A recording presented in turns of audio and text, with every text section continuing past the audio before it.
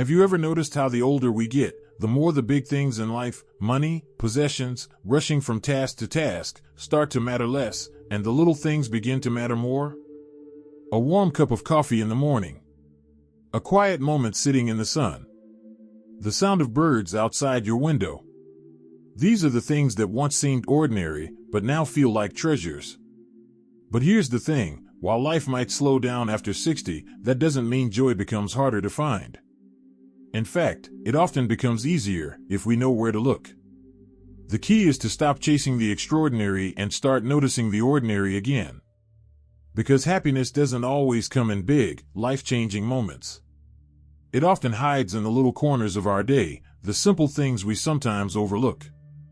In this video, I want to share with you 5 gentle, powerful practices that can help you find more joy, peace, and meaning right where you are, right now.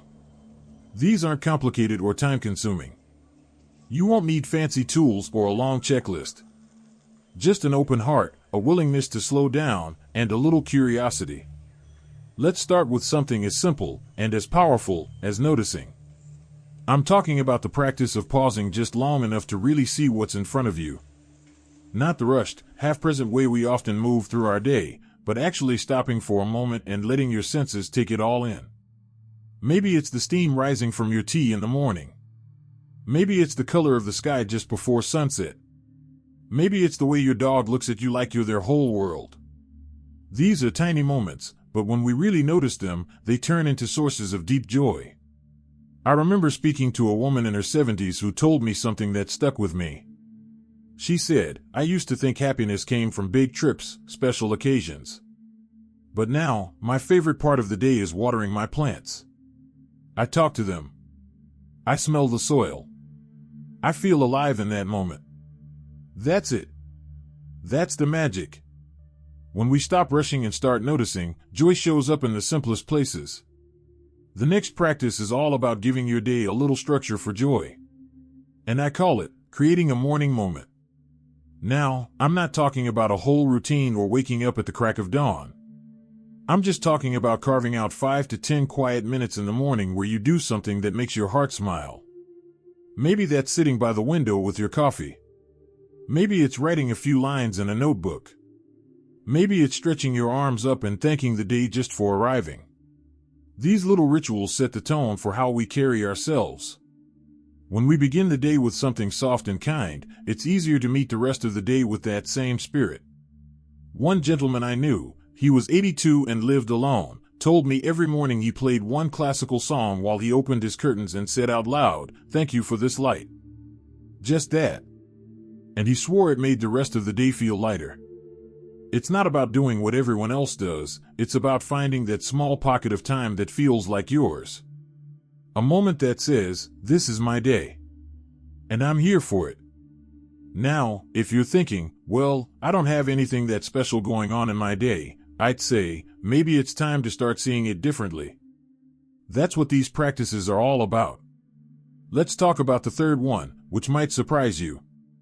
It's the simple act of giving someone else a moment of joy. Now, this might seem backwards. We're talking about finding happiness, and suddenly I'm asking you to focus on someone else. But trust me on this. There's something deeply nourishing about knowing you made someone else smile, even just a little. It doesn't have to be grand. A compliment. A phone call. A handwritten note. Even just looking someone in the eye and saying, "I hope you have a good day." These things matter. More than we think. A woman I knew used to bake a tiny extra batch of cookies every week and leave them on a neighbor's porch, just signed from a friend. She never revealed who it was. But she said it gave her joy just knowing someone out there felt seen, even for a moment. You see, joy shared is joy multiplied. The moment we shift from "what can I get" to "what can I give," something shifts in our spirit. We feel lighter, more connected. And oddly enough, more cared for ourselves. It's funny how that works. Sometimes the fastest way to feel happier is to help someone else feel it first. Now that we've touched on how noticing, morning moments, and small acts of kindness can bring more joy into your daily life, let's continue this conversation with something that might be even more powerful: especially at this stage in life. It's a mindset shift that brings peace not just in happy moments, but even on harder days. Let's keep going. If you're still watching and feel that these insights are meaningful, please type number 2 in the comments to let me know you're still with me. And if you haven't subscribed yet, I warmly invite you to do so, and don't forget to turn on the bell, so you won't miss any of our upcoming videos designed to uplift, inform, and inspire. Your support truly means a lot. It's what keeps us going and allows us to continue sharing thoughtful, helpful content just for you. Now, let's continue this journey together. There's something beautifully freeing about realizing that joy isn't something we have to chase, it's something we can choose. Especially after 60, when life slows down just enough to give us room to reflect, we start to see that happiness doesn't come from what we have. It comes from how we see what we have. And one of the most powerful shifts we can make is to stop waiting for the big things to change and start focusing on what's within our control. That brings us to the 4th practice, learning to find joy even on the so-called ordinary days. You know the days I'm talking about. Nothing particularly exciting happens. Maybe you don't even leave the house. Maybe your knees ache a little, and the mail's late, and the weather's just fine. Nothing special. It's easy to let those days slip by and write them off as forgettable. But what if we stopped thinking of those days as dull, and started seeing them as peaceful? You don't need fireworks for a day to matter. You just need presence. You just need to look around and say, this moment, right here, is mine. And it's enough. One woman I spoke with said her favorite days were when nothing was on the calendar. She said, that's when I can really breathe.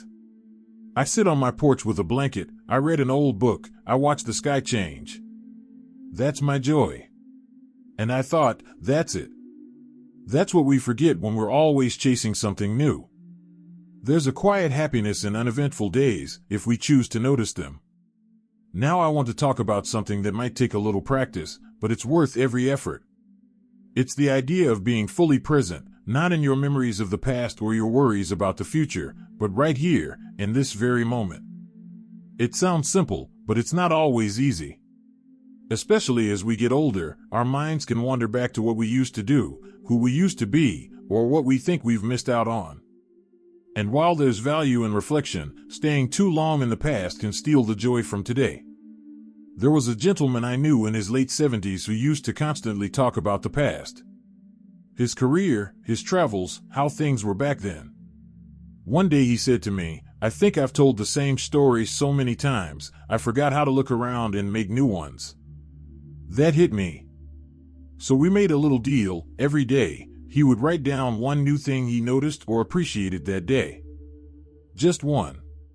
At first, it was things like the soup tasted good today or saw a bluebird outside the window. But over time, those little notes became fuller. More detailed. More joyful. One day he said, you know, I think I'm starting to live again, not just remember. That's the power of presence. It reconnects us with the life that's still happening, right here. And you don't need to sit and meditate for an hour or do anything fancy. You just need to stop for a second and say, I'm here. When you're brushing your teeth, really feel the water. When you're walking down the hallway, notice the light coming through the window. When you're eating, put the fork down between bites and savor it. This kind of presence, practiced just a little each day, turns the ordinary into something meaningful. Now, let's be honest. Not every day is easy. Some days feel heavy. Some mornings feel lonely. And some evenings make you question whether anything will really change. That's okay. Feeling those things doesn't mean you failed at joy. It means you're human. But even on the hard days, there's usually something, some small comfort, you can hold on to. Maybe it's a call from someone you love. Maybe it's a memory that makes you smile. Maybe it's just the quiet knowledge that you made it through the day. I once asked a group of seniors what their secret to happiness was, and the answers were so simple. Fresh sheets. A dog curled up at my feet. A good cup of tea. Seeing my grandchild's photo on the fridge. None of them said winning the lottery. None of them said having everything go right. They just learned to love what they had. That's the real lesson. And now, before we move on, I want to gently remind you, this isn't about pretending to be happy all the time.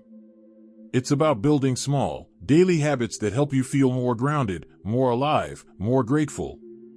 It's about creating little touch points throughout your day where joy can enter, not because everything is perfect, but because you've made space for it.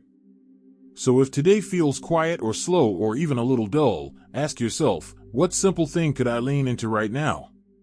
Maybe it's soft socks on your feet. Maybe it's the way the wind moves the leaves. Maybe it's the rhythm of your own breath, steady and strong.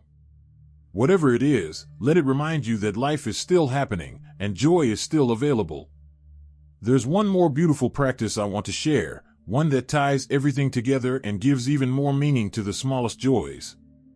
It's the one that truly fills the heart, especially in the later chapters of life. Let's take a look at that next.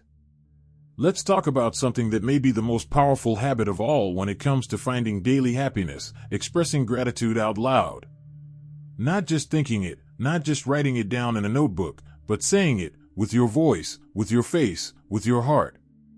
There's something about speaking words of thanks that shifts our energy. It softens us. It pulls us back to the present. It reminds us we're still connected to the world around us, no matter our age or circumstances. I met a woman named Carol who had recently moved into a retirement community. At first, she felt lost. Her children lived far away, her husband had passed years before, and the routines of this new place felt unfamiliar. But she did something so simple, and it changed everything. Each morning, before getting out of bed, Carol would whisper out loud 3 things she was grateful for. Some mornings it was my warm blanket, the sound of birds, and the fact that I woke up. Other mornings it was coffee, sunlight, and the nice nurse who brings my mail. She told me, it doesn't change what's hard. It just reminds me what's still good. That little practice became her anchor, and eventually, others around her noticed. She began saying thank you more to the staff, complimenting people in the elevator, telling fellow residents that she appreciated their smile or their company at lunch. It was like a ripple effect. Gratitude didn't just make her feel better. It made everyone around her feel seen. And here's what I love about this practice, it doesn't cost a thing. You don't need a plan. You don't need perfect health. You don't need a big audience. All you need is the willingness to notice something kind, something good, something worthy of thanks, and speak it. You can thank your feet for carrying you, even if they hurt. You can thank your past self for cooking extra soup yesterday. You can thank the sky for being blue or gray or whatever color it chooses. Because when we give thanks for the little things, we stop waiting for life to impress us, and we start seeing that life is already offering more than enough. Now, as we bring this all together, I want you to remember something. Joy doesn't have to be loud. It doesn't have to come in big, dramatic packages. In fact, the older we get, the more we realize that the loudest joys often fade the fastest. But the quiet joys, the daily practices, the soft habits, the simple things, they stay. They build something lasting. Joy is in the smell of fresh bread, the sound of your favorite old song, the feeling of warm water on your hands, the memory that still makes you chuckle after all these years, the friend who calls just to check in, the way your body still carries you, even with its aches and changes. These things matter. These things are worthy of joy. And it's not about being happy every minute. Nobody is. Not even the most cheerful people. But when you build small habits of joy, just like we've talked about, you give yourself more chances to smile. More reasons to get out of bed. More space to breathe deeply and say, today was a good day. So here's what I'd love for you to do. Pick one of these 5 practices. Just one. And try it tomorrow. Maybe you savor your morning tea a little longer. Maybe you go outside and feel the breeze on your skin. Maybe you look someone in the eye and say, I appreciate you. These are small things, but they make a big life.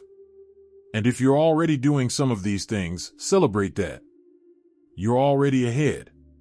You've already found ways to care for your spirit, to nourish your days, and to light your own path. That's something to be proud of. Before we close, let me say this from the heart: your joy matters. No matter your age, no matter your health, no matter what's happened in the past, you still deserve moments of lightness. You still deserve to laugh, to be moved, to feel deeply alive. And the beautiful thing is, you don't have to search far to find it. It's already around you. In the little things. In the quiet corners. In the simplicity of being here, right now. If this message spoke to you, I'd love to hear about it in the comments. Tell me one simple thing that brings you joy today. It could be big or small, new or old. And if you found this helpful, go ahead and tap that like button and subscribe to this channel so we can keep sharing stories and inspiration made just for you. Let's keep reminding each other, joy is not out there somewhere. It's here. It's now. And it's yours to choose. Here's to living your best life, one quiet joy at a time.